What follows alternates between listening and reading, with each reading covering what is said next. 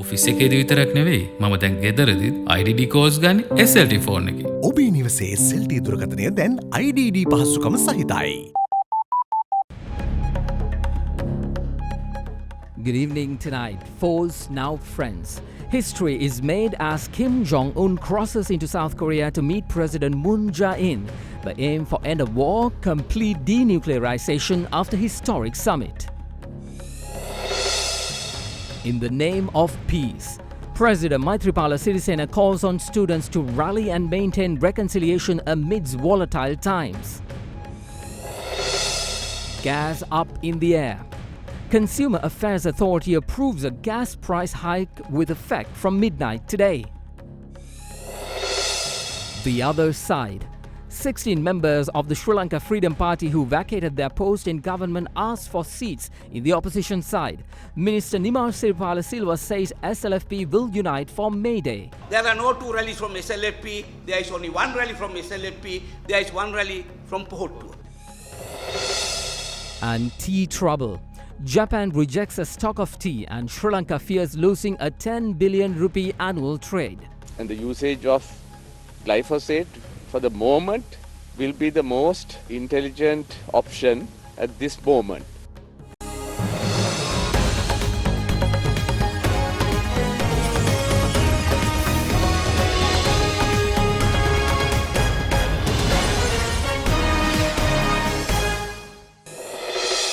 It's 9 o'clock on the dot and welcome to First at 9, Other Derana's premier English news coverage. Hello everyone, I'm Mahesh Johnny. Well, a consignment of tea sent to Japan has been rejected. What's the cause? What's the reaction? All that coming up later on in the show. But first, we begin with some disheartening news from the gas market. The Consumer Affairs Authority has given permission for gas companies to increase gas prices from 245 rupees effective from midnight today. Litro and Laf Gas cites global gas price hikes as the basis for this decision. Accordingly, the new price of a Litro domestic gas cylinder will be 1,676 rupees, while Laf Gas too will be sold at the same price.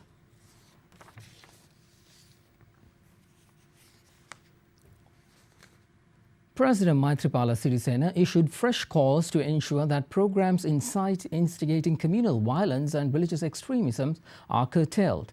The head of state expressed this at the Golden Jubilee celebration of Sahira Mahavidyalaya in Anuradhapura. It is a matter to be happy that both Sinhala and Muslim students study in one school, and it paves the way to create peace and reconciliation among the communities. During the recent clashes which took place in Kandy, we had to arrest both Sinhala and Muslim students. Those students were not members of any organizations, but they have spread racist ideas via social media. One of the arrested Muslim students had carried out a campaign on social media disguising as a Sinhala organization. This hurts Muslim people a lot. Even the Sinhala students who were arrested were not the members of any such organization. I'm stressing the fact that we have to ensure that no such incident will reoccur to affect the unity among our communities. Meanwhile, President Maithripala Sirisena presided over the premiering of the Buddhist movie Bimba Devi, alias Yashodhara, by Professor Sunil Aryaratna. The event was also attended by a number of politicians as well as artists. The 16 parliamentarians of the Sri Lanka Freedom Party who resigned from their portfolios in the unity government after voting in favour of the no-confidence motion against Prime Minister Ranil Wickremesinghe last month have requested for seats in the opposition side of the House. Handing over a letter to the Secretary-General of Parliament Dhammika Dissanayake, they requested seats be allocated in the opposition at the next parliamentary session. Speaking to media after meeting the Secretary-General of Parliament, former Minister Chandima Virakudi said they intend to work towards a progressive government while sitting in the opposition. 8 out of the 16 SLFP parliamentarians who resigned from their portfolios in the unity government met the Secretary-General of Parliament Dhammika Dissanayake this morning to hand over a letter requesting to allocate seats for them in the opposition side of the House. The letter signed by all 16 MPs requested that they be allocated seats by May 8th when the House meets again. Communique issued soon after the letter was handed over stated that the group will play the role of the opposition and work for the betterment of the SLFP. Former Minister Chandima Virakudi spoke to reporters after meeting the Secretary General of the Parliament.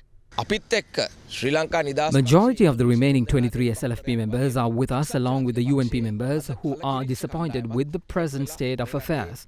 They are with us. We are hoping to make a healthy change for the public. Meanwhile, when contacted, former Minister Dilan Pereira said the unity government is a failed experiment.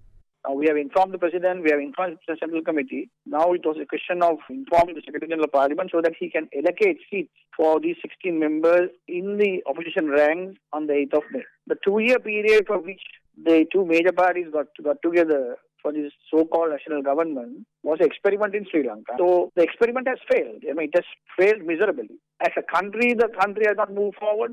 The economy has not moved forward. Nothing has moved forward in the lines of constitutional reforms. So not a single area where the government has gone forward. And then what about our party?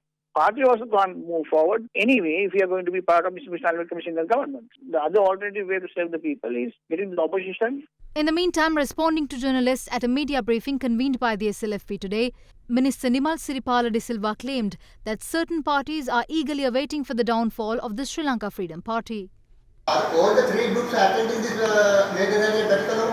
There are no groups as such. The people who are aligned to the SLFP will attend, and we can't take 500,000 people now. It will be a representative crowd. There are no two rallies from SLFP. There is only one rally from SLFP. There is one rally from Pompeo. So you have to identify two different political parties. Some SLFP sympathizers might go. Same way, some Pompeo sympathizers might come. It is people's choice. Politics is a people's choice. So at what time who is going to vote for whom is a matter at the time of the election. Developments are coming, so wait and see. Some people want to see the fall of SLFP very soon. You say it is obvious, but for us the division of the UMP is also obvious, division of the other parties are also obvious, but you don't see. When you wear a green glass, you will see everything green. When you wear a red glass, you see everything red. But wear a normal glass and see how the political situation works. We are also praying for unity. Now, a day after the Working Committee of the United National Party approved new appointments to the party's hierarchy, criticism from within the party continues. State Minister of International Trade Sujiva Senasinghe, speaking to First at 9, said the reforms did not cater to the radical change the party required. He added that titles given hardly had any power to make changes within the party. When contacted by First at 9, State Minister Sujiva Senasinghe said he opposed the new office bearer appointments to the UNP, citing that any change is hardly seen. No, not that I objected. It's just a title in front of the name, and hardly they have any powers to do anything in the party. This is not what we wanted. Actually, we had a very clear discussion with the Prime Minister. We said there needs to be a radical change in the party and in the leadership as well. I think with 24 years, under Mr. Wickremesinghe, it's 24 years, somebody must take over who can probably take the challenge for the next presidential. There are so many talented people in the party. Constantly I get up and tell him these are the weaknesses. So I'm also fed up. So, and probably they are also fed up. This is not the way to go forward. Speaking further on the matter, the State Minister also highlighted that there are suitable members within the party to take on the leadership and win a presidential election. There are so many people, Sajith Premadasa, and there are so many other seniors, Ranjimatu Mandara, so many people who are good Buddhist leaders who can actually definitely win the presidential because most of the other party leaders are with us. Mr. Joseph Michael Pereira has been quite actually sensible over the meetings that I have been listening to him. He's senior and people get disgruntled when necessary changes are not made in the party. Commenting on the constant allegations over the party leadership, State Minister of National Policies and Economic Affairs Dr. Harsha De Silva pointed out that the party constitution allows to challenge the leadership if needed. People wanted younger people to come to leadership positions, and that has happened. There has been a rather comprehensive shift in the people, their abilities, the level of professional people that have been brought into the leadership ranks of the UNP. So that is good. People are asking, why not the leader? Well, the UNP has a leader who was elected, and our constitution provides for it. If there are people wanting to challenge the leader for the leadership of the UNP, that is certainly possible within the constitution. So if no one is coming forward to challenge the leader for the leadership position, then there is no election for a leader. There will be more changes. There will be others that will be brought into leadership positions. and we look forward to taking this party forward from here.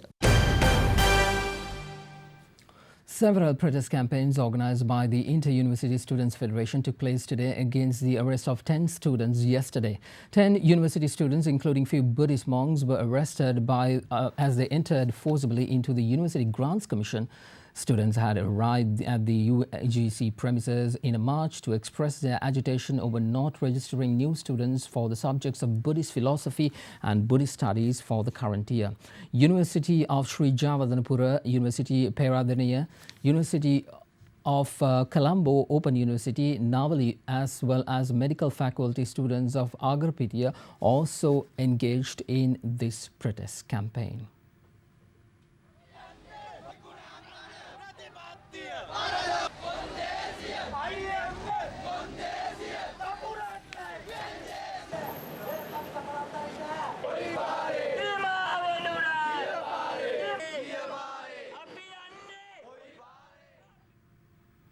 Sri Lanka has climbed 10 spots to 131 in the 2018 World Press Freedom Index compiled by Reporters Without Borders.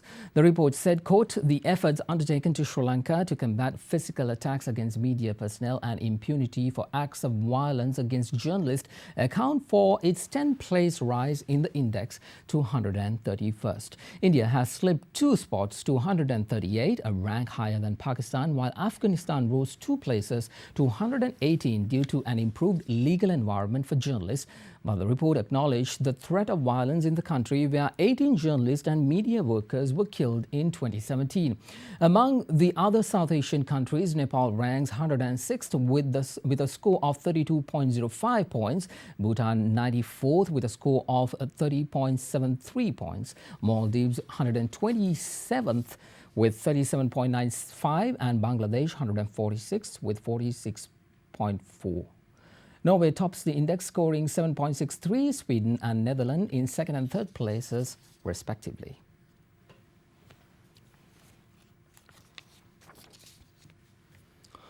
Well, one of the hospital ships of the United States Navy, Mercy, arrived at the port of Trincomalee recently as part of the ongoing annual multilateral humanitarian assistance and disaster relief preparedness mission, Pacific Partnership 2018. Sri Lanka Navy welcomed the 272.49 meters long and 32.2 meters wide vessel in compliance with Navy traditions at the harbour premises. The Multilateral Humanitarian Assistance and Disaster Relief Preparedness Mission, Pacific Partnership, is an annual maritime operation which helps improve disaster response preparedness while enhancing partnerships with participating nations throughout the Indo-Asia-Pacific region. The ship consists of 80 beds in intensive care wards, a capacity of 1,000 beds, 12 operating rooms, and an optometry lab. Pacific Partnership 2018 is scheduled to kickstart from the 25th of April to the 9th of May, with the participation of military personnel and non-governmental organizations from USA, Australia, Peru, Canada, and Japan.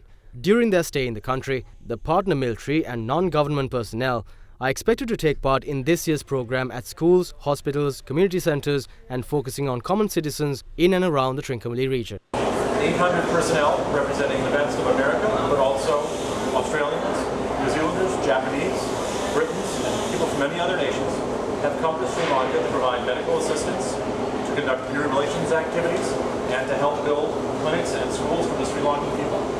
They'll be working hand in hand with Sri Lankan professionals, helping Sri Lankans develop their own abilities, provide more care and better care to the Sri Lankan people. We have 900 sailors, soldiers, airmen, Marines, and Coast Guardsmen, as well as several partner nations that look forward to working with the local community as we do engineering projects, do community relations events, as well as train on humanitarian assistance and disaster relief, as well as many medical engagements.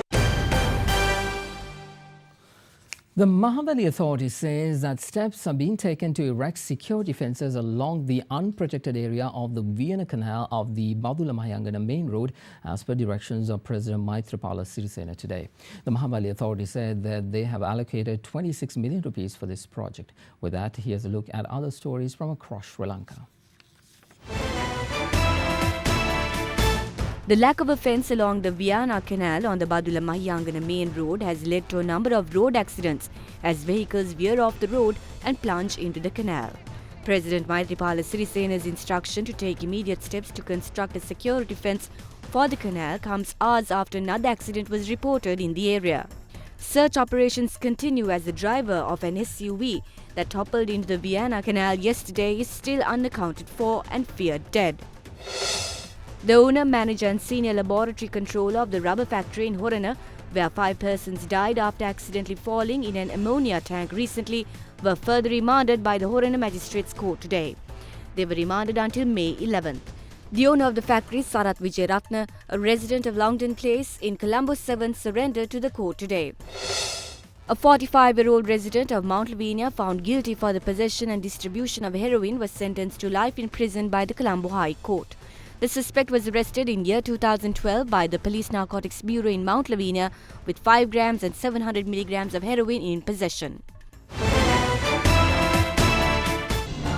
are watching Sri Lanka's award-winning news channel, Derana 24/7.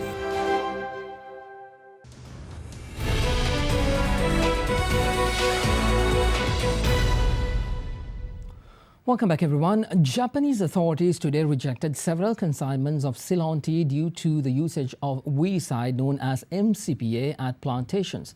The MCPA weedicide, which is not recognized in Japan, has been used in Sri Lankan tea plantations consequent to the ban on glyphosate. Chairman of Sri Lanka Tea Board, Lucille Vijayawardena, warned that the country faces the risk of losing 10 billion rupees in tea export earnings if Sri Lanka loses the Japanese market. Currently, Sri Lanka exports Ceylon tea to more than 40 countries, securing foreign exchange of $1.5 billion to the country annually. Japan remains among the top 10 importers of high-end Ceylon tea. However, tea exporters have raised concerns of a possibility of being blacklisted in Japan due to the use of a weedicide known as MCPA, which is not recognized by Japanese authorities. In the latest incident, several shipments of Ceylon tea were rejected, while some are to undergo thorough inspection for the use of the weedicide MCPA. Speaking to First at 9, Chairman of Sri Lanka Tea Board, Lucille Vijayawardena, said the repercussions will be severe if Sri Lanka loses the Japanese tea market. Unfortunately, in Japan, MCPA and tea did not have any relationships. They didn't know about MCPA. So suddenly when they identified MCPA, they banned any tea with MCPA. This is how this happened. A very freak, unfortunate incident. At the moment, we send about 3% of our teas, about 10 million kilos, to Japan. Very expensive high-end teas. If Japan does not buy our high-end teas, our tea average will come down by even more than 100 rupees per kilo. So we have to do something about it as soon as possible.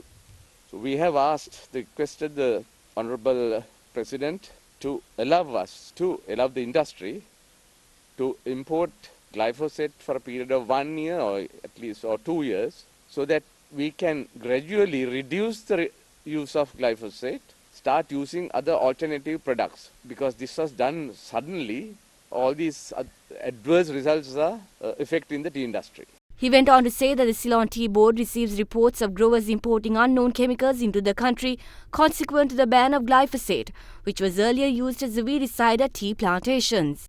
As a result of this situation, something very dangerous has started. They have started importing all unknown chemicals in bulk. They have no labels.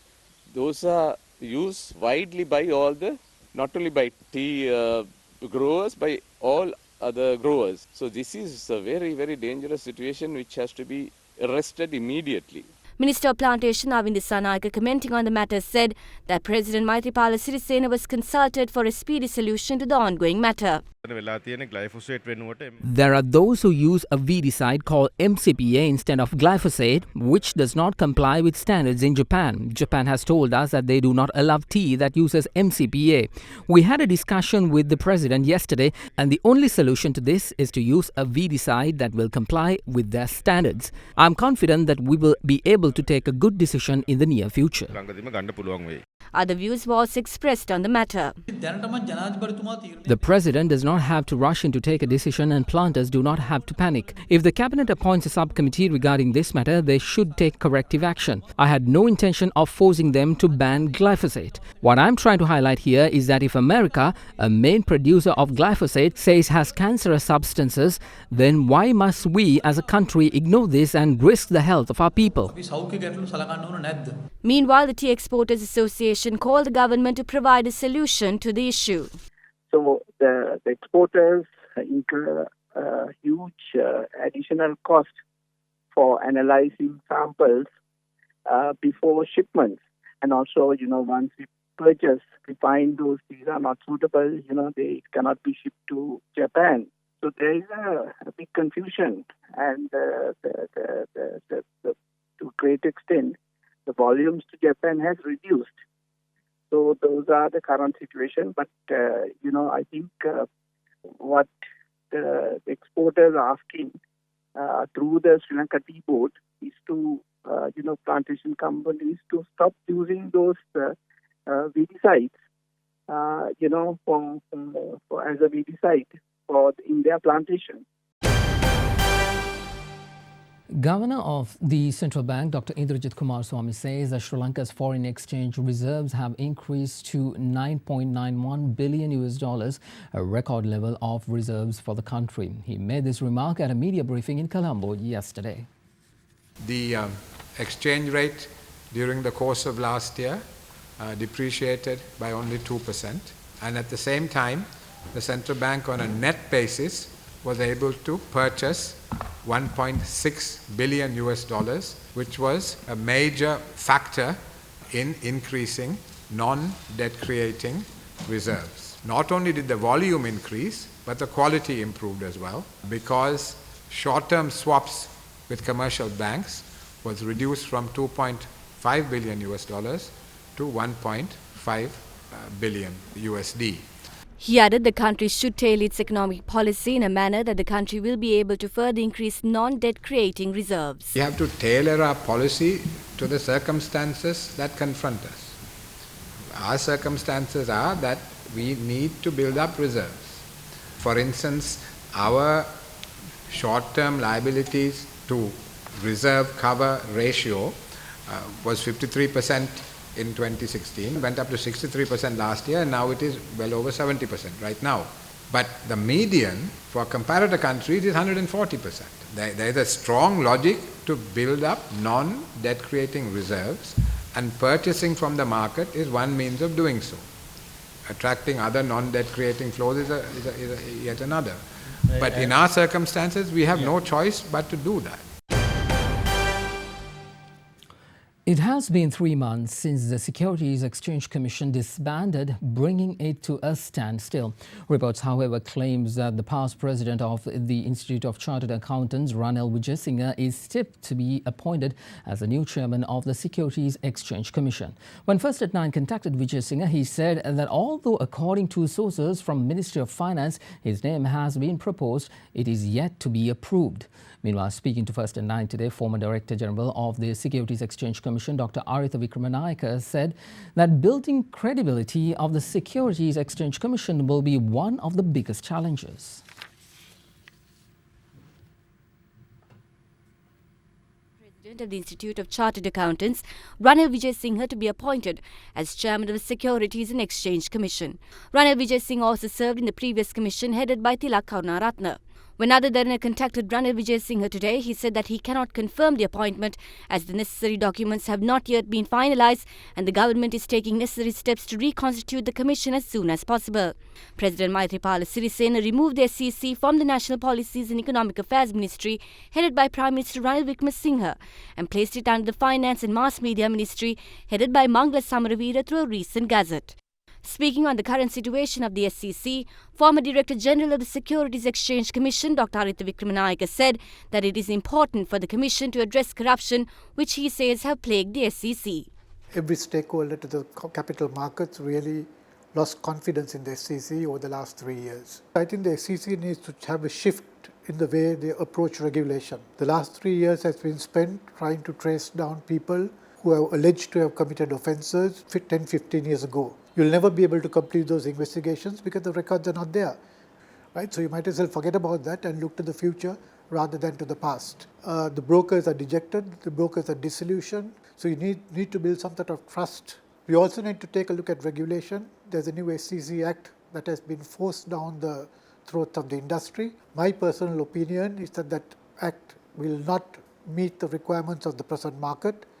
No such laws exist anywhere else in the world. So I hope that whoever is appointed will take a very pragmatic approach towards regulation and look more towards facilitation and development rather than look for the so-called mafia that probably might have existed a long time ago but can never be traced anymore.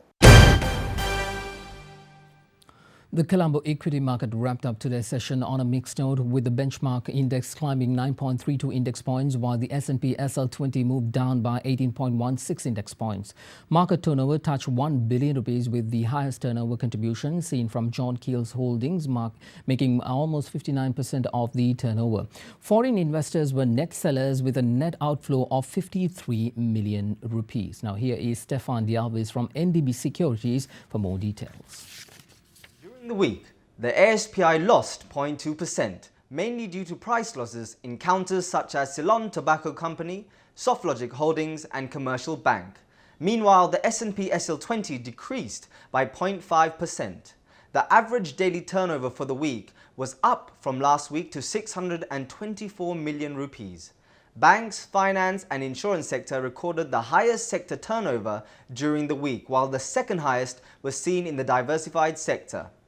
Furthermore, foreigners remained active, closing as net buyers for the week, where foreign purchases accounted for 38% of the total weekly turnover. A net foreign inflow of nearly 340 million rupees was recorded for the week. Out of the weekly turnover, block trades accounted for nearly 32%, which was a lower proportion than last week. The Sri Lankan rupee strengthened to as much as 157 to 10 to 15 against the US dollar in intraday trading in the spot market today, from a historic low of 157 rupees. Dealers say this comes after comments from the central bank that it was allowing the market to determine the rate. Let's take a look at how the Sri Lankan rupee traded against other currencies during the day today.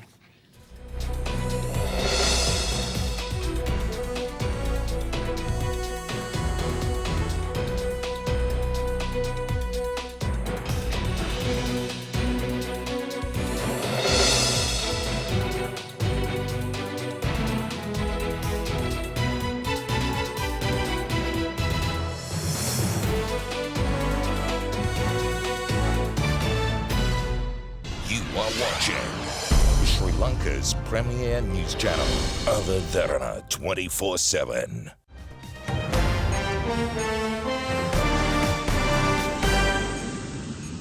It has been a busy day on the Korean Peninsula, as peace seems to be now a possibility after an historic event that unfolded today. North Korean leader Kim Jong-un appeared at about 9:30 South Korean time for his historic summit with South Korean President Moon Jae-in. He walked up to the demarcation lines that divides the two countries and shook hands with Moon. The pair shared pleasantries and in an impromptu moment briefly crossed to the north side of the demarcation line for a photo op before walking back into the southern side. Later, after the discussion, they announced that the two countries will sign a peace treaty. Kim Jong-un has pledged a new history in relations with his neighbour, as he became the first North Korean leader to set foot in South Korea since the end of the Korean War in 1953. In a moment rich with symbolism and pomp, South Korean leader Moon Jae-in and North Korean leader Kim Jong-un shook hands at the border.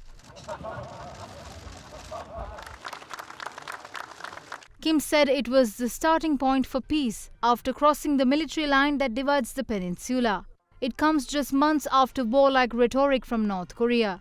At the end of the first day, the leaders announced that North and South Korea will sign a peace treaty to formally end the Korean War later this year, 65 years after hostilities ceased. The document, formally called the Panmunjom Declaration for Peace, Prosperity and Unification on the Korean Peninsula, was revealed after the full day of meetings and a 30-minute private conversation between Kim Jong-un and Moon Jae-in. The two leaders solemnly declare that there will be no more war on the Korean peninsula and a new era of peace has begun, the declaration said. Fighting in the Korean War ended in 1953 in stalemate, after which an armistice agreement was signed. But a peace treaty never followed and the two sides are still technically at war.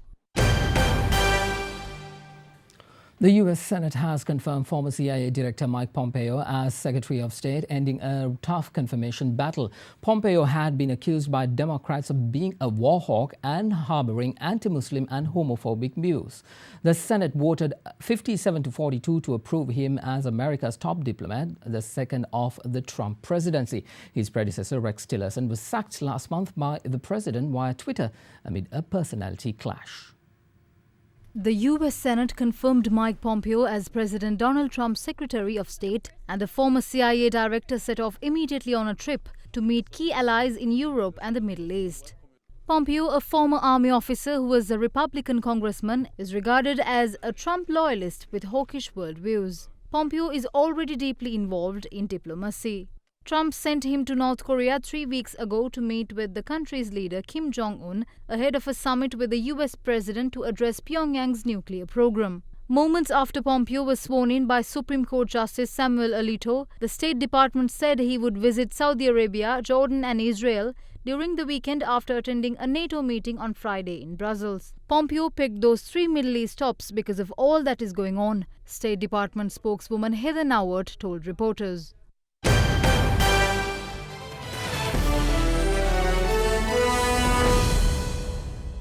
On to sports, the Ministry of Sports is expected to postpone elections to the Sri Lanka Cricket Board scheduled for the 19th of May due to a complaint received on manner in which the election committee was formed. In a communique, Sports Minister Faisal Mustafa pointed out that according to the sports law, an election committee can only be appointed and sanctioned at an extraordinary general meeting with the approval of SLC members. He said that SLC had, however, appointed the election committee at an executive committee meeting, and the ministry views it an invalid move and has thereby asked the SLC to halt nominations. The sports minister further said that SLC's president, Tilanga Sumuthimala, along with its executive board, has been appointed as an interim committee until the next cricket elections. You are watching Sri Lanka's #1 news channel, Derana 24/7. On Friday, we want to end the week on a high note, and here is our good story of the week. Tonight's story comes to us from the UK. A 7-year-old boy has received 5 organs in a complex procedure in northern England. Jay Crouch was given 2 new kidneys, a liver, pancreas and a small bowel, according to reports. Now, all the organs were reported to have been removed from the donor in one block. The transplant has enabled Jay to be able to swallow foods for the first time since he was born.